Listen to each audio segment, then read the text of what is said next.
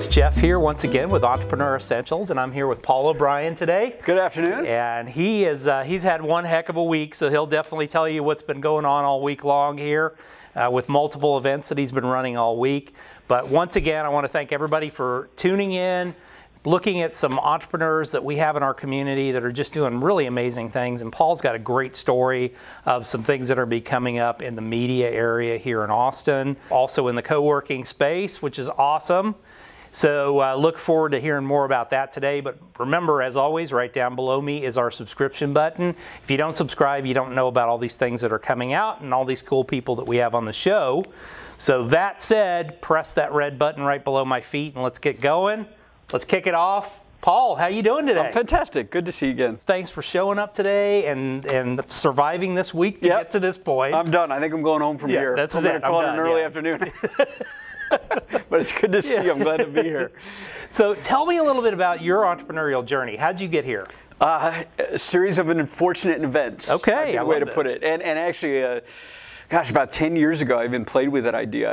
On LinkedIn, I started a group called the Unintentional Entrepreneur. I love this. Based on this notion that a lot of folks who start their own businesses or find themselves in that startup founder role are actually doing so out of necessity or because something happened. Mm-hmm. Nothing so tragic in my case, but when I look back on it, I grew up in Michigan. Okay. So I was there when the economy was struggling. Okay. You know, the auto industry was on its way out, and some pharmaceutical stuff was on its way out. And I had the blessing then of moving to the exact opposite economy. I got recruited to Yahoo right out of college. And so I spent my time in Silicon Valley when checks were prolific and startup launch parties were boisterous and stock options insane, meant something. And stock options meant something as long as you cashed out at the right point. I've learned that lesson. So I spent about 10 years in the Valley. I worked for HP as well, and then became known as a fractional CMO for the startup community, and worked very closely with the VCs in California for a bit. Long story short, moved to Austin about 9 years ago. Okay.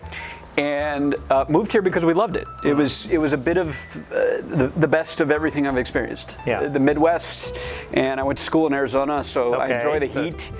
And then we had this developing tech and startup community, and I thought, this is fantastic. This is where I'm going to call home permanently. Here we had these exceptional entrepreneurs and wonderful schools teaching folks technology and great companies producing that kind of talent, and yet you'd still hear folks getting on the plane to go to New York or Silicon Valley to raise capital, or you'd still hear folks working with clients outside of Austin. Okay. And it struck me that there was something to address in this part of the world, some way to help the ecosystem operate a little bit more efficiently, perhaps, and put money to work more effectively so that we could deliver returns for investors, but also make sure that companies are making enough money to compete with the rest of the world. Sure. Fantastic. So tell me a little bit about your business now and how you've kind of morphed. Yeah, sure. So we started about 5 years ago, four or 5 years ago actually, and we're not well known yet on purpose. Okay. A bit of my training, my background is not just marketing, but on the economic development side of things. Okay. And since I spent a lot of time working with the venture capitalists, my first passion for Texas was to figure out why our investors weren't as prolifically involved. Why we have a lot of angel investors and we have a lot of private equity, but relatively speaking, we don't have a lot of venture capital. Okay. It struck me as a gap. Something must cause that. And I went to the state of Texas, actually, with just a thesis. And I said, I think it's because we don't do a tremendously good job of developing entire industries. Okay. If you think about it, startup, Austin being the hottest place in the world for startups now, supposedly. Startup is not actually an industry, right? It's just a stage. And I've always shared the notion, too, that tech is not actually an industry. But a lot of folks say that it is. Segments of tech. There's segments of it, right. Begging the question, what do we actually do well? And I shared with the state that outside of oil and gas and cattle and commercial development, I don't think anybody really thinks of Texas as being at the top of any kind of industry. Yeah. Right. But I didn't believe that was the case. I just wanted to share this thought that we weren't very good at stitching it together and exposing what we do well. So I took a step back with some help from the state and did a little bit of a study of what's here. Because I was somewhat new to the ecosystem, also wanted to take a look at what was moving here. Okay. And what struck me in particular was that most of the folks moving from LA and New York and Silicon Valley, the media hubs of the world as far as the United States is concerned, most of the folks moving here are moving out of those industries. Interesting. But what struck me as more interesting was that the people who get paid the best, the actor, the musician, the news anchor, advertising executive in New York, the software engineer still kind of goes to Silicon Valley. Those people stay there. Okay. Because they're getting paid well. But everybody who knows how the industry works is bailing out. They know the writing on the wall, and they're coming to Texas. Okay. And not only are they coming to Texas, but the companies are. Okay. Condé Nast, Hulu, of course Facebook and Google here in Austin are doing a lot, but no one was really recognizing, really seeing that all of these people and these companies and this experience and this capital and these workforce employment opportunities were considering Texas the right place to stitch this together, and literally stitch it together in the sense that here we are at the center of those three hubs. Yeah. What better place to develop that ecosystem and economy of the future than where the people who know how it works can see what it probably could be or should be. And then can very easily still work with New York and LA and San Francisco to make that happen. And so we focused on the idea of the technology and innovation in media. Okay. And this idea of MediaTech Ventures was born. The notion is simply that. How do we develop the entire industry? What does it take to build a company that actually creates an economy? And we took a massive step back even further from there and said, great, how does the oil and gas industry work? How did Hollywood develop? How did the auto industry in Detroit actually come together? Because you're literally building it from the ground up here. Or at least finding the players, right, and making sure we connect the dots. And so what we put in place was a holding company. And simply, MediaTech Ventures is a holding company that builds, buys, and partners with elements of the industry. So it's an enterprise play in a sense, with the mission and purpose of focusing on the capital as our customer. Okay. Oh, wow. Private, public, and corporate money. What does it take for Disney to help put more capital into the ecosystem here? What does it take for a venture capitalist to get excited about a new business? They need somebody on the ground that can say, yeah, this is the places you need to be placing. You got it. These are the workforce development groups to pull talent from. This is the production studio where we can get some attention on these things. This is how to use YouTube locally, and not just subscribe, but share this, by the way, right? Share this on Facebook and Twitter. You know, how do we encourage and teach everyone to really appreciate and understand how to do that? Since at the end of the day, the economy today is driven by the internet. It's powered by all of these things. And so the faster we can catch up to that and develop that and mature that within the ecosystem, the more capably we believe we can move the capital into it. Nice. Well, and I think today, I mean, for smaller companies too, they at least have a fighting chance. Yes. To be a powerhouse by utilizing the internet and by utilizing the communications that we have. Not just a powerhouse. We firmly believe that the reality of the ecosystem is such that we're moving away from the big corporation. There are some great economists that are studying that now. A gentleman by the name of Richard Florida, for example, is talking about what's called the creative class. And it's this idea that we are intentionally, because we want to, becoming more freelance, you know, having a little bit more control over our own destiny, which means we're all owning our own businesses. What's really compelling when you appreciate that notion is appreciating that, yes, it is not expensive and it is not that challenging to build your own website. What WordPress did, for example, to the web development space is now actually happening in mobile as well. So it's not that hard to build your own mobile app.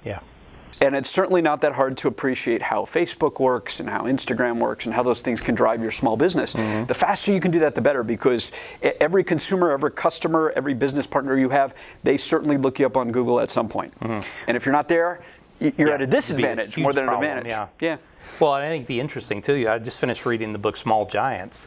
And you know, the conscious decision a lot of companies are making of saying, we're going to stay small. We're going to stay private. We're going to stay small. We want a different outcome for our company. So it's intriguing to see where we're going with this. It's exciting. So what's new in your world now? Well, so we're at a stage where we are shifting. It's been a few years, obviously. Yeah. We spent last year very focused on validating this premise, and we did a lot of things in Austin, in particular. A lot of events, a lot of talks, and we tried to collide unexpected parties in the ecosystem. So, as an example, we put together musicians with venture capitalists. VCs don't fund musicians, and musicians shouldn't bother talking to venture capitalists. It doesn't work that way. But we collided them on purpose, just to see if there was something, this notion of a new way of things working. That was last year, and out of that came a really concrete perspective on how to develop the ecosystem. Okay. We build, buy, and partner, as I said, in this framework for developing the industry, and that framework is 5 things. We have to know who all the people are. You have to know who has the technical skill set in your industry. So who are the technical professionals in media? Everyone from the video producer who's helping us today, to the sound engineer, to the web developer, to someone who knows how to create a video game, to the editor at a news magazine, right? They're technical skill sets for the media industry. Who are all of those folks? And what we discovered, and what was exciting, is that one of the reasons the traditional media industries are struggling is that they still hold on to the old way of doing that. That you had to join the trade association. You have to be a part of SAG. You have to join the Recording Academy. And it doesn't work that way anymore. If you have a website and you're on LinkedIn, you're pretty much I can hire you. Especially on LinkedIn, if you're looking for a director of something, you're not going to find film directors. You're not going to find folks in this industry. They tend not to put themselves out there. So can we aggregate the people? Number 2, can we teach everybody? And so we put in place a Texas Workforce Commission program to develop a curriculum to teach technical folks media skills and to teach media folks technical skills. Interesting. And we're launching an incubator in just a few weeks that will take early stage media tech founders and startups and put them through a program to build those companies. Number 3, you have to develop the infrastructure, right? We know that with T-Werx, we have to have studio spaces, we have to have a region of town that's well known for that. That's what Hollywood is, right? Number 3, folks have to be familiar with how it works, and that's a loose way of developing an industry, but it's best appreciated just in grasping that you have to know how the supply chain works for your industry. You have to know what software people use. You have to know what the hiring practices are, right? The business models are pertinent. And then lastly, and perhaps most importantly, you actually have to promote the industry itself. Hollywood wouldn't exist without Variety Magazine and the Oscars, right, the Academy Awards. These things that really are there just to perpetuate the industry. And we're excited to be a part of Austin because South by Southwest is perhaps the pivotal example of that. Right. So in the last 12 months, we've been putting that in place. Perfect. Here in Austin, and actually then aggressively moving to other cities and countries. And so next year is a big focus on about 6 other markets in the U.S. Nice. And a partnership with 15 other countries throughout the world. And then a really aggressive push on those capital sources to make sure that people are getting the resources that they need to make this work. They can build this up. And then you said there's in the works a space down in somewhere south and east? South and east Austin. We're not building the industry from the ground up. It already exists. These companies are here. You're just aggregating. Exactly. We're taking that marketer's approach to economic development and just looking at things and saying, all right, what do we have? What does the market look like now? An easy tip that most people don't appreciate is how prolific something like Google can be as a source of information. And so what we do is we go on Google Maps, and we look up studios, and then we look up advertising agencies, and we look up production studios, and we just pin them on the map. And you can do that for any city, and you get a sense for roughly regionally where the industry is actually already. And we took that to the mayor's office. We took that to the city of Austin and just said, look at that. Why don't we do something? Let's just put something right here and help tie it all together. And so the investments that we really make are in the infrastructure, in the technology, in the promotion, the marketing, because that's what we're good at, and that helps stitch everything together. And so we're looking at as far out east as Airport Boulevard, to Caesar, to South Congress-ish. Everybody in Austin knows, which is perfect that's the art side of town. Which is the artsy side of town, and you get everybody there. And I mean, I think that's the perfect example, and we know co-working works. Yes. From that aspect. Yes. And when you get people together in the same space, they start to find synergies. Yep. It's precisely that. So. It's precisely that. And so we're excited by that notion that you've discovered that, and your audience absolutely should appreciate that finding the right environment is really a critical path in today's economy. I mean, because you run into people that are familiar with what you're doing and how you're doing it and how they can help. I mean, what we find is the most unlikely combination of people can turn into a powerhouse. Yes. Together. I had a guy that was an app developer and another guy that was doing something totally different. They ended up founding a company together that is for the pawn industry, an app for the pawn industry. Sure. How that would have come up any other place. Right. But running these two guys together, it turns into a perfect situation. Yeah, and it's really why I'm personally then excited about the fact that Austin's got this incredibly entrepreneurial and freelance and co-working supportive community, because there are a lot of cities where those freelance professionals and individuals and entrepreneurs are still working from home, frankly, arguably too much, and so they're not making those connections. Austin's absolutely one of the hubs of the economy for the future, because we really appreciate what it means to get out and just work alongside folks that could make these connections with us. And sometimes not even anybody that you would think could help you. Precisely. They know people, and you don't know who other people know. Yep. So. All right, fast 5 questions now. Sure. You wake up in the morning, business is totally gone. Okay. $500 in your pocket, laptop, computer, place to live, and food. What do you do first? What do I do first? Honestly, I would immediately spin up a consulting business, because $500 is more than what it takes to get a website off the ground that can be capably promoted on Google, get some emails out to folks, and hey, I'm back on the market and I need your help really quickly. Arguably, that's the easiest path to some profit and some cash in your pockets if you're in a Take what pinch. you know in your head and get it out there. Right, exactly. What's your biggest entrepreneurial mistake? So pick one. So I work in media now. Clearly, I work in media now clearly because I started at Yahoo when Broadcast.com was acquired. So I'm very passionate about media from the old days. But my stint at Yahoo was in e-commerce. Was at HP Shopping. I firmly believe the e-commerce industry is one of those other major hubs for Austin that has tremendous potential, because the number of big companies that are actually here nobody knows about in e-commerce is astounding. But point being, I went from HP and I thought I could do that. I could build an e-commerce website. Look at this thing called Amazon. So easy. And so I did. I built and I got into drop shipping, if some of you are trying to do that, and I knew how to build a website capably. Right, but lessons learned. The reason to be in these environments, the reasons to have advisors, I had no idea about how payments and privacy and confirming who people are. I had no idea how that even worked. Right, I just assumed.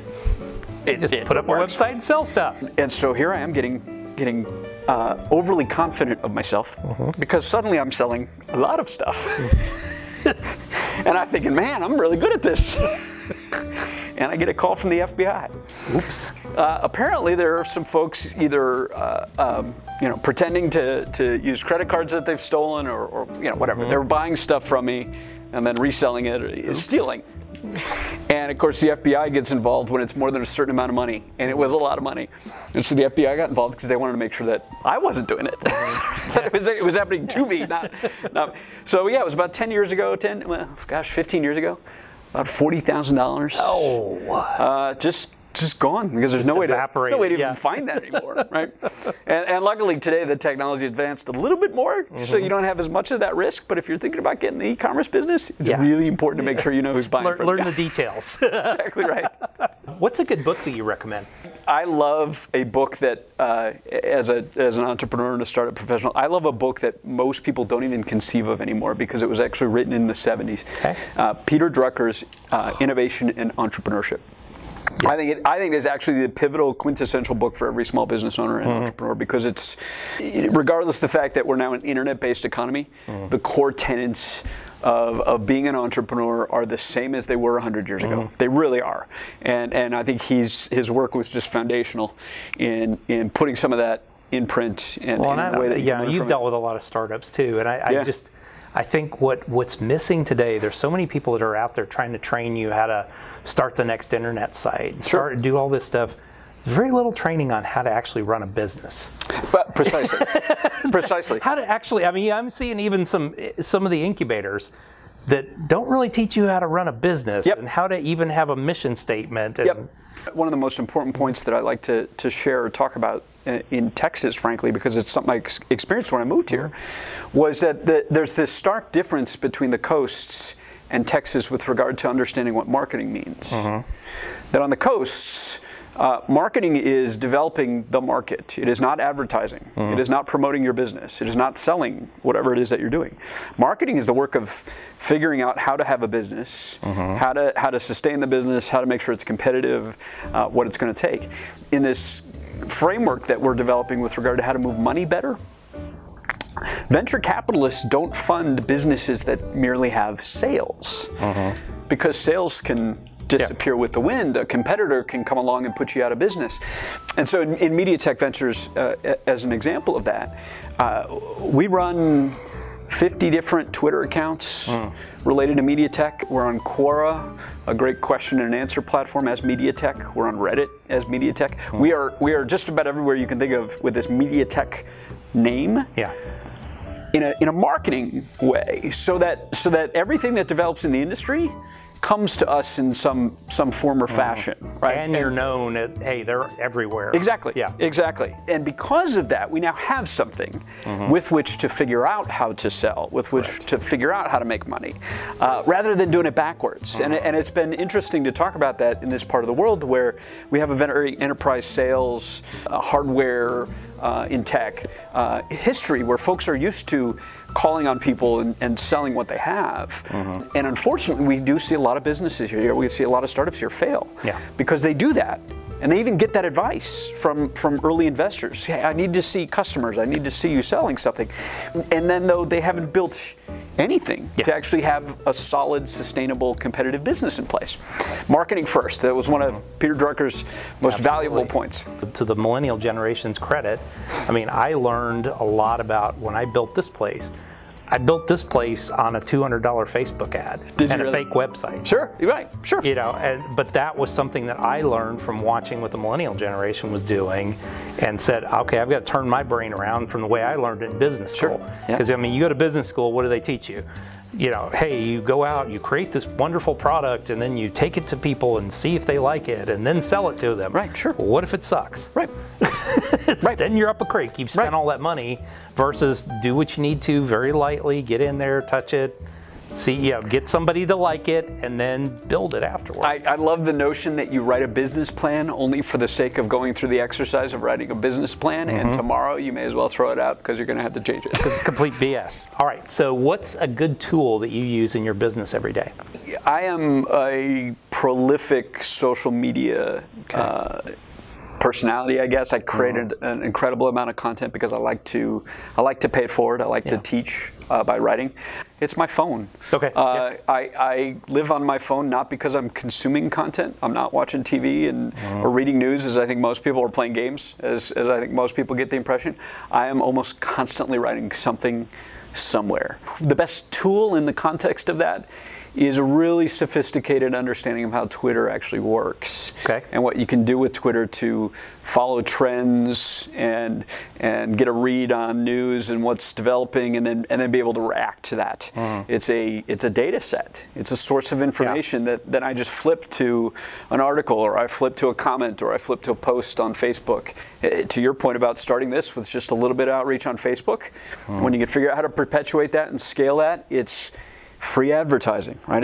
It's a way to really develop your business without anything but time and an understanding of how it works. This is what I hear from a lot of business owners too, is, well, I just don't have time to do social media. Well, I don't think you have time not to do social media. I agree, and I think that notion comes from what we were just talking about with regard to sales versus marketing, right? If you have a small business, or you're creating a blog post, or you're doing a video, or you're trying a podcast, and you're hoping that that's going to get you customers, trust me, It's not. That's not the point. And I get frustrated because I meet a lot of business owners and startup professionals who say, yeah, I've tried blogging. I've tried writing some articles and it just didn't do anything for us. Well, yes, actually it did. Yeah. You just didn't do enough of it. Yeah. Right? You create a brand presence. You create an audience. You create influence. They're good old traditional marketing metrics. Audience, influence, awareness, etc. That then gives you more weight with which to find those people who like to hire you and do business with you and convert them, because now you've developed some credibility for yourself that says, yep, I know how to do this stuff. See, you can watch my video or you can read my article. Yeah. And you can be rest assured to your that, point, that it's... First time you meet somebody, what do? You Google them. You Google them. And if there's content out there, I mean, I was laughing because I had somebody come to me that wanted me to hire them to do social media. Sure. And I was like, why? Well, because we can get you up into the top of SEO. And I'm like, did you even look up my Google? I'm like, we're the first 30 listings organically. I've not spent a dime ever on any form of SEO or any positioning. We're the first 30. Yeah, it's really truly not that challenging. We just do it constantly. Yep, yeah, right. You just have to be consistent. And just start with something simple. Yeah. For example, you really almost don't even need to have a website or something. If I look your name up and your listing on LinkedIn doesn't show up with a pretty rich profile about who you are and what you do, come on. Yeah. What an easy thing just to make sure I can find you when I'm looking for you. How do people get a hold of you? Well, exactly that is probably the best way to put it. I'm not hard to find. I'm known as SEO'Brien. My last name is O'Brien. And so, yes, it used to mean SEO, but that was a long time ago. It's now more startup evangelist or startup entrepreneur O'Brien, I guess. But actually, if you just look up Paul O'Brien or Paul O'Brien Austin, unless there's a famous soap opera star in Australia who's also Paul O'Brien, and so he and I compete. You can go either way. Yeah. He and I compete for the top spot. Yeah. And actually, I built a page on my website that just says Paul O'Brien headshots with my own pictures. SEO trick. So that when somebody's looking for Paul O'Brien's headshot, it comes up with yours. I get the call from the film producer in Australia who's like, "Hey, Paul O'Brien, are you free next month for a?" You look a lot younger than you used to. No, he looks a bit younger than me, unfortunately. And it is exactly what we're talking about. Not that hard to find. MediaTech Ventures, you look that up, you're going to find us all over the place. Nice. Paul O'Brien in Austin and SEO'Brien. And follow me, because I love sharing content. I can't wait to get this out there and spread the word about what y'all are doing and what we've been talking about today. Thank you, my friend. It was awesome. Real good to see you. So, folks, make sure that you follow Paul. He's actually very funny on a lot of the stuff he puts out there on the internet and a lot he puts on social media. So he's got a lot of good wit, and I appreciate that, and a little smart-assness, which is awesome. Just a touch. Thanks for coming out once again. Thanks for being on here. Right down below me, subscription button. Make sure you subscribe. And as Paul said, share this. We will see you guys back here. Thanks a lot. See you next week.